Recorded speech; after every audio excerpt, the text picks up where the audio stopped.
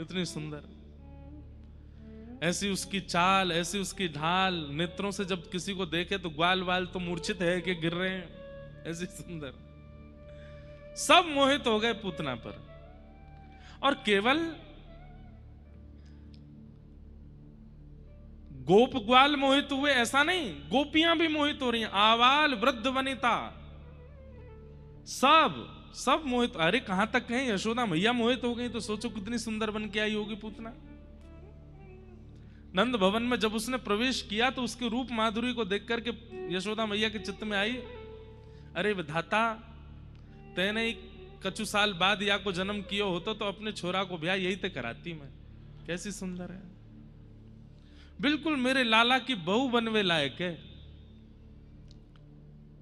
अच्छा, बनावटी लोग जो होते हैं वो रूप भी बना लेते हैं, श्रृंगार भी बना लेते हैं, फिर व्यवहार भी बना लेते हैं, बोली चाली भी ऐसी करेंगे जैसे पुष्प झर रहे हो मुख से। किसी को क्या पता है कि ये जो पुष्प झरे जा रहे हैं इसके भीतर ज्वालामुखी है, जला करके भस्म कर देगी। मोहित हो गए उस पर।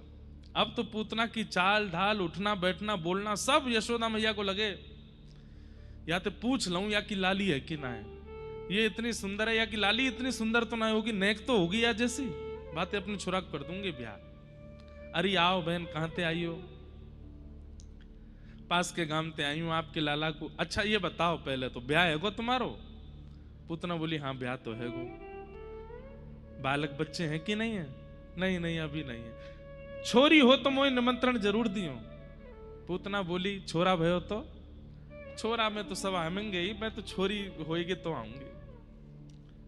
यशोदा मैया तो कहीं और विचार कर रही हैं। सोचिए कितनी खतरनाक है पूतना, यशोदा। अच्छा, एक जगह मुझे प्रश्न आया कि महाराज जी ब्रजवासी पूतना पर मोहित हो गए, गोपियां पूतना पर मोहित हो गई, ये बात समझ में आती, चलो ठीक है वो तो इतने ज्ञानी नहीं है। पर यशोदा, उनको ठाकुर जी अपनी मां के रूप में स्वीकार कर रहे हैं, तो फिर यशोदा कैसे मोहित हो सकती है? इतनी विवेक तो यशोदा में होना चाहिए ना। और फिर आप हमको सावधान कर रहे हो कि तुम सावधान रहो पूतना से। अरे जब यशोदा भगवान की मैया सावधान नहीं हो पाई तो हम कैसे होंगे? तर्क में, प्रश्न में वजन तो था। फिर हमने दो बातें कही, दो बातें सुनिएगा। पहली बात, विवेक जागृत किस व्यक्ति का रहता है?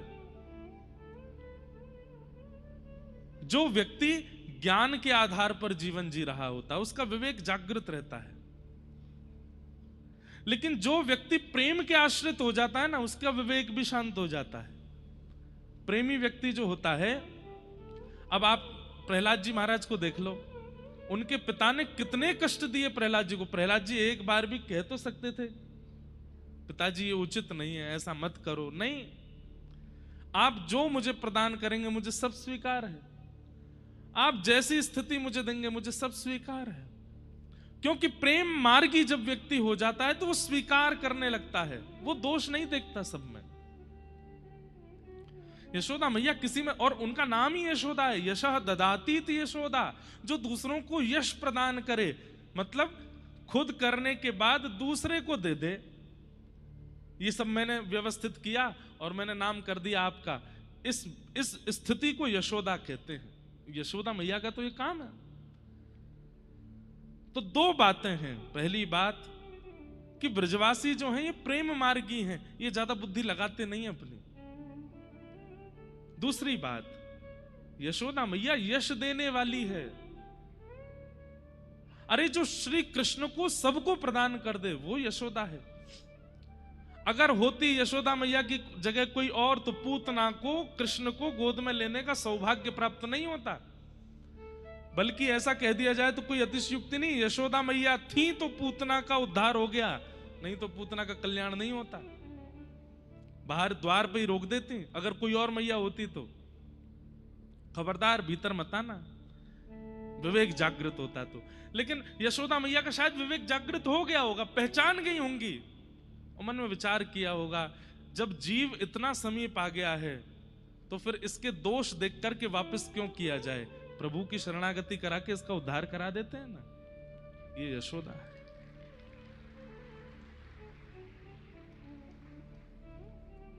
मतलब पूरे रास्ते दौड़े और मंजिल आने से पहले कोई रोक दे, कितना कष्ट होता है। साल भर ब्याह किया, साल भर इंतजार किया और ब्याह से 2 दिन पहले छोरी ने मना कर दियो, मैं ना कर रही, कितना बुरा लगे बेचारा, वो छोरा कहां जाएगा वो। ठीक वैसे ही पूतना जब इतना सब कुछ करके आ चुकी है और ठाकुर जी के इतने समीप पहुंच चुकी है, और विचार कीजिए ठाकुर जी फिर भी दोष देख रहे हैं पूतना में। क्यों? क्योंकि जब पूतना की गोद में ठाकुर जी प्रदान किए गए तो ठाकुर जी ने ऐसे आंख बंद कर ली, लेकिन यशोदा ये आचार्य हैं। आचार्य का काम क्या है? व्यक्ति चाहे कितना भी कुलीन क्यों ना हो, कितना भी अपवित्र क्यों ना हो, परमात्मा को गोद में देना, यह आचार्य का काम है। भले ही ठाकुर जी देखे ना, हमारे श्री रामानुजाचार्य जी महाराज पृथ्वी पर आ नहीं रहे थे, तब ठाकुर जी ने कहा क्यों नहीं जा रहे हो आप? बोले कि पहले मुझे वचन दीजिए। बोले क्या? बोले जिसको दीक्षा मिलेगी उसका उद्धार करना पड़ेगा, उसके दोषों को भुला के तो मैं जाऊंगा। तब श्रीमन नारायण भगवान ने वचन दिया रामानुजाचार्य जी को कि हम वचन देते हैं, आप जिसको शंख चक्र और तिलक प्रदान कर देंगे उसके कितने दोष हैं, मैं ये सब भुला करके उसको शरणागति प्रदान करके उसका कल्याण करूंगा। तो मैं वचन देता हूं। इस वचन पर रामानुजाचार्य जी आए पृथ्वी पर, नहीं तो आ नहीं रहे थे। रामानुजाचार्य जी शेषनाग भगवान है ना, तो शेषनाग भगवान से जब प्रार्थना की तो शेष बोले कि मैं नहीं जा रहा पृथ्वी पे। ठाकुर जी बोले आचार्य की जरूरत है पृथ्वी को, भक्ति नहीं तो लेश हो जाएगा, आपको जाना चाहिए। रामानुजाचार्य जी बोले हम नहीं जाएंगे। बोले क्यों नहीं जाना? आप बहुत दोष देखते हो। आप जीवात्मा पर हम कितना भी मंत्र सुना दें, तिलक लगा दें, शंख चक्र पधरा दें, शरणागति करा दें, आप फिर भी दोष देख करके उसको स्वीकार नहीं करोगे, इसलिए हमको नहीं जाना। तो वचन दीजिए, मैं जिसको तिलक दे दूं भले ही वो कितना भी दोषी क्यों ना हो, आप उसको शरण प्रदान करोगे। इस वचन पर रामानुजाचार्य जी आए। इसलिए जब आपके माथे पर ऊर्ध्वपुंड विराजमान होता है, आपके बाहु की भुजा पर शंख चक्र अंकित हो जाते हैं, इसका मतलब क्या है?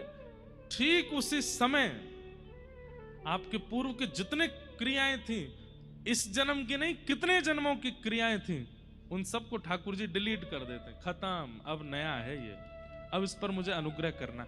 बस उसके बाद कल्याण ना होने का कारण क्या बन जाता है? गुरु के द्वारा प्रदत्त जो आज्ञा है उसका पालन नहीं करोगे तो फिर भगवत प्राप्ति नहीं होगी। आप कुछ मत करो, बस शरणागति लेने के बाद गुरु आज्ञा और गुरु मंत्र का जाप करने लग जाओ, ठाकुर जी कल्याण करेंगे।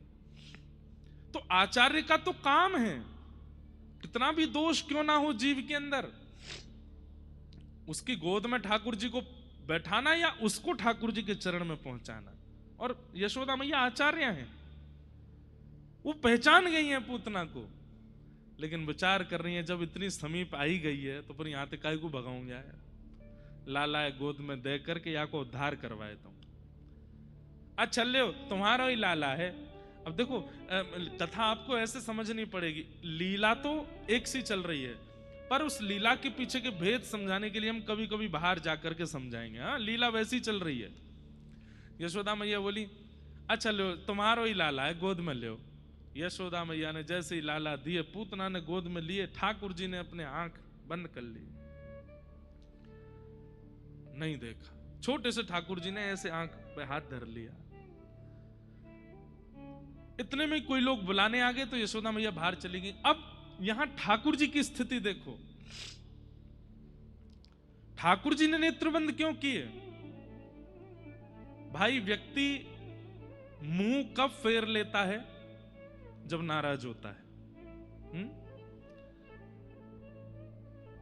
कोई आपसे कहे कि मैं आपसे बहुत नाराज हूं और फिर भी आपको देखे ही जा रहा है, तो इसका मतलब अभी नाराज कम है, समझा लो, बात कर लो।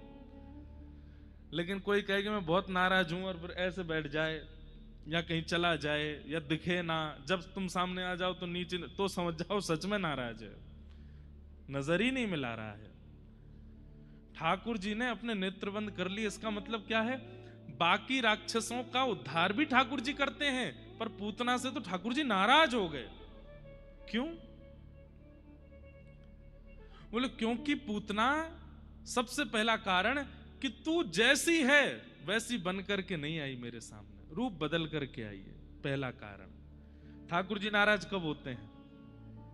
हम जैसे हैं ठाकुर जी ने बनाए हैं, हमारी जैसी स्थिति है, जैसे हाथ हैं, जैसे पांव हैं, जैसा मुख है, जैसे भी हैं, किसी को पसंद है किसी को नहीं पसंद है, पर ठाकुर जी को हम ऐसे ही अच्छे लगते हैं, इसलिए उन्होंने बनाए हैं। मटका बनाने वाले को अपने सारे मटका प्रिय लगते हैं, चाहे वो कैसे भी क्यों ना हो, क्योंकि उसने बनाए हैं।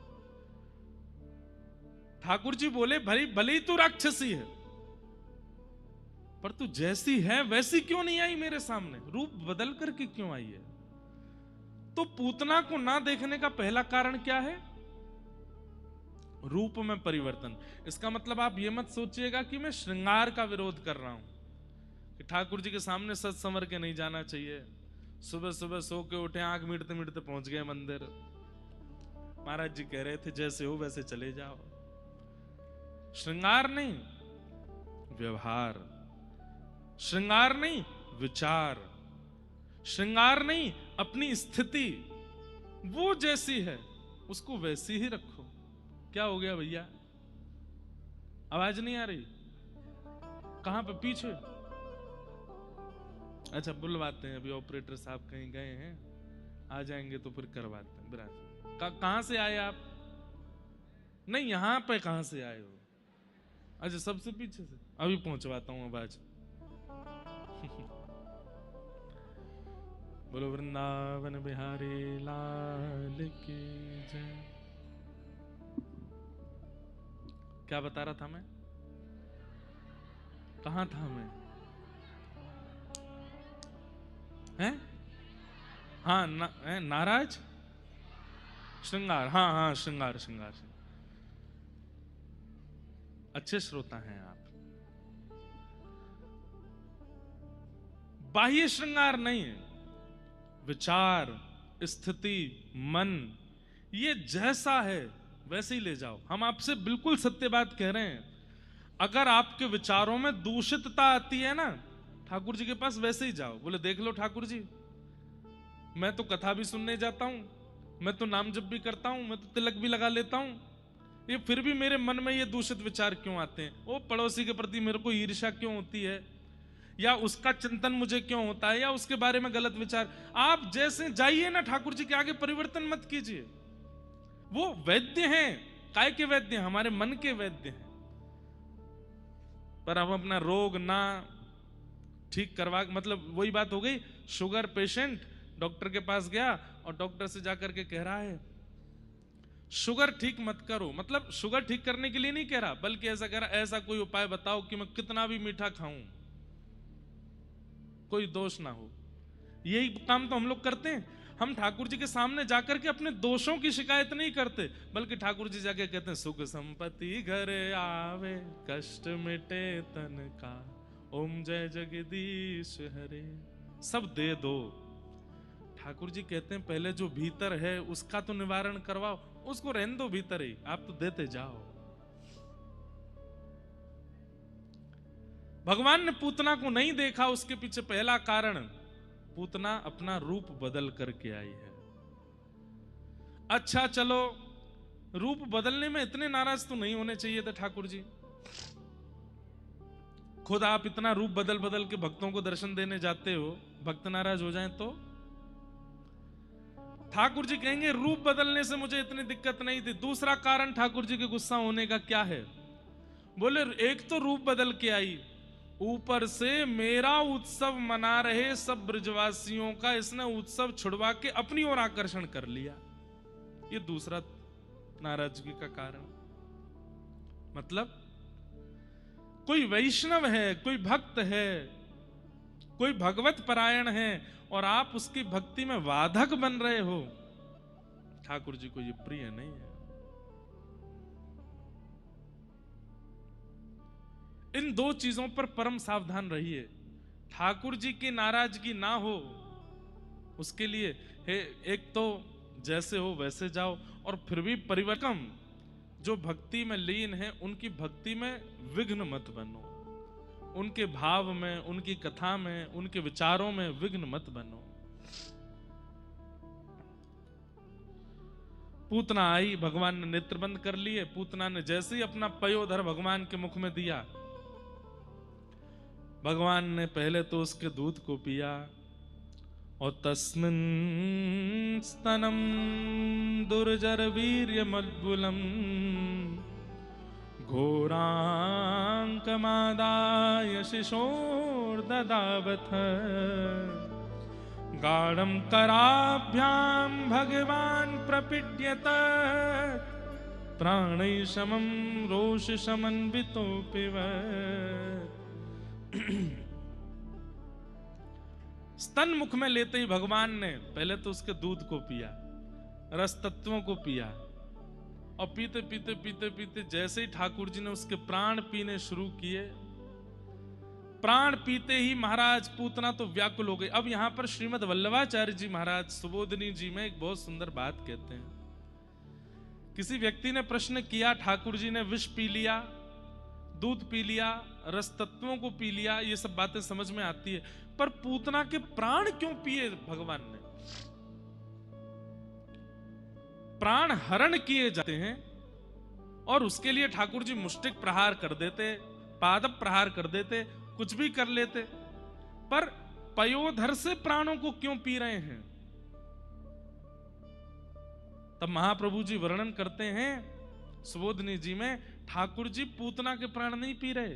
तो बोले पूतना गोकुल आने से पहले असंख्य घरों में जाकर के असंख्य बालकों को मार करके आई है, और उन सब बालकों के प्राण हरण करने के कारण सबके प्राण पूतना के चित्त में बैठे हैं।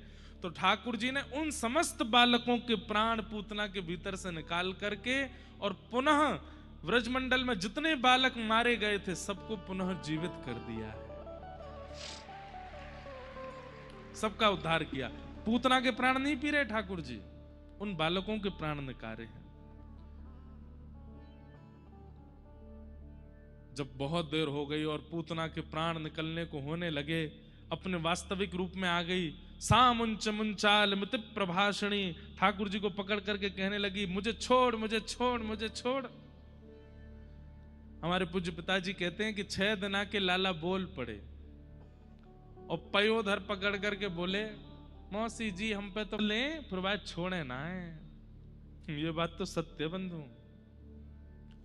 या तो ठाकुर जी की पकड़ में आओगे नहीं, कितनी कथा सुन लो, कितने मंदिर है आओ, कितने ब्रजमंडल घूमे आओ, कितने गोवर्धन परिक्रमा कर लो, या तो उनकी पकड़ में आओगे नहीं, और उनकी पकड़ में आए गए तो कितने प्रयास कर लियो छोड़ के जा नहीं पाओगे, नहीं निकल पाओगे। इसलिए तब तक आनंद कर लीजिए जब तक पकड़ में आ नहीं रहे हो। अभी पता है स्थिति क्या है, मेरी भी और आपकी भी, हमने ठाकुर जी पकड़ रखे हैं, वो जहां जहां जाते हैं हम पीछे पीछे भग देते हैं। काउ देना ठाकुर जी को मूड आ गया और घूम करके देख के उनने ज्यादा ना पकड़ो, वाद ना, फिर नहीं छूट पाओगे। अभी हमारी स्थिति क्या, हमने पकड़ रखे हैं, जब मन चाहता पकड़ लेते हैं, फिर छोड़ देते हैं, फिर पकड़ लेते हैं, फिर छोड़ देते हैं। लेकिन जिस दिन ठाकुर जी ने पकड़ लियो, ज्यादा ना उनने पकड़ लियो, फिर नहीं छूट पाओगे। और वो पकड़ते नहीं है सबको, ये बात है, सब पर उनकी दृष्टि जाती नहीं है। मीराबाई का एक पद है, मुझे कोई लिख के दे गया आज, और मैं गाता ही हूं कथा में। मैं तो गोविंद रा गुण गासू, राणा जी रूठे तो मने काई कर से। मैं तो गोविंद रा गुण गासू, राणा जी रूठे तो मने काई कर। मैं तो गोविंद रा गुण गासू, राणा जी रूठे तो मने काई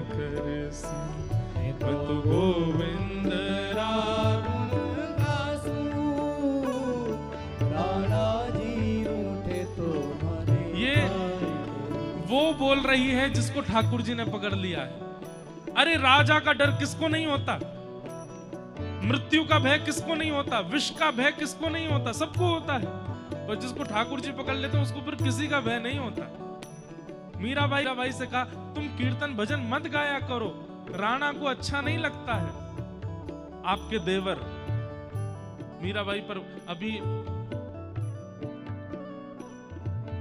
26 सितंबर से लेकर के 2 अक्टूबर तक 7 दिन की भागवत कथा है चंडीगढ़ में, और उस कथा में विशेष रूप से करीब 3-4 वर्ष बाद मीरा चरित्र सुनाया जाएगा पूरा, और 7 दिनों तक भागवत जी भी रहेंगी और श्री भक्तिमती मीराबाई का चरित्र भी रहेगा। बहुत सुंदर चरित्र है, भावुक कर देने वाला चरित्र है मीराबाई का। मीराबाई के जब जिनसे ब्याह हुआ वो गुजर गए तो उनके देवर बहुत उत्पीड़ना करते थे। तब सब समझाते थे कि मीरा तू भजन मत किया कर, वो तेरे को इतना पीड़ा देते हैं। अरे वो राजा है, उसकी बात मान लो। मीराबाई कहती हैं वो तो एक नगर का राजा है, पर मैं जिनका गुणगान गाती हूं वो तो पूरे ब्रह्मांड का राजा है। नगर का राजा ज्यादा से ज्यादा नगर से निकाल देगा, रूठ गया तो, ब्रह्मांड का राजा रूठ गया तो कहां जाऊंगी मैं, फिर तो जगह ही नहीं है फिर कहीं भी। इसलिए गाती हैं ओ मैं तो गोविंद रा गुण गासूं, राणा जी रूठे तो मने खाए करसे। मैं तो गोविंद रा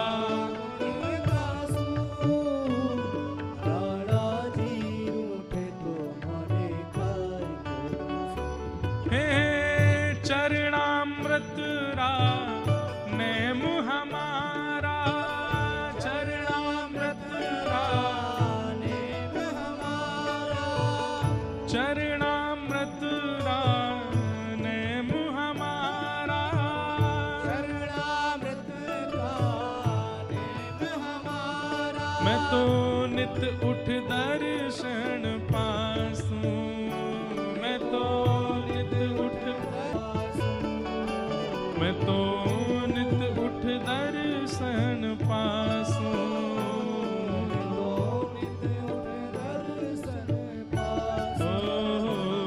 मैं तो गोविंद रा गुण गासूं, राणा जी खाए कर से। गोविंद रा गुण गासूं, राणा जी रूठे तो मने खाए कर। मैं तो गोविंद रा गुण गासूं, राणा जी रूठे तो मने खाए कर से।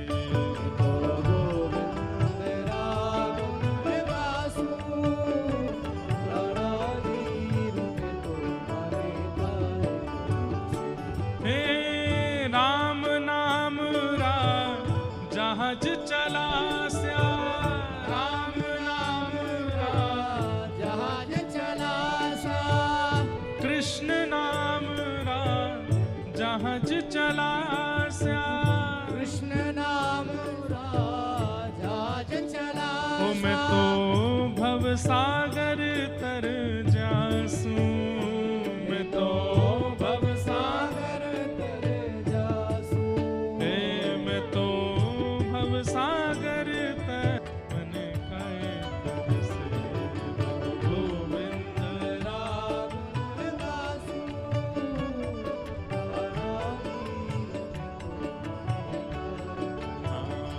मैं तो गोविंद रा गुण गासूं, राणा जी रूठे तो मने खा नहीं पाएंगे। सामुंच मुंचाल मति प्रभाषणी पूतना का, सामुंच मुंचाल मति प्रभाषणी पूतना का प्राण पकड़ लिए ठाकुर जी ने, और विशाल विकराल स्वरूप धारण करके पूतना नंद भवन के पीछे गिर पड़ी और उसका वध हो गया। बोल पूतना मर्दन भगवान की। 6 दिन आके ठाकुर जी ने पूतना मार दी। ब्रजवासी सब दौड़े, इतनी जोर की आवाज कहां थे भैया, जाए करके देखो तो पूतना मरी पड़ी है और वहां के पयोधर के ऊपर ठाकुर जी पौड़े हैं। ब्रजवासी ने ऊपर चढ़ के लाला उतारे और लेकर के गए सीधे गौशाला। गौमूत्रेण स्नापित्वा पुनर्गौरज सार्भकम रक्षम चक्षुषाकृता द्वादशांके सुनामि भी। भगवान को गौशाला ले जाकर के गौ खुर के रज से 12 अंगों पर तिलक किया, गौमूत्र से स्नान करा के गौपुच्छ से झाड़ा लगाया। भगवान ने पूतना को मातृगति प्रदान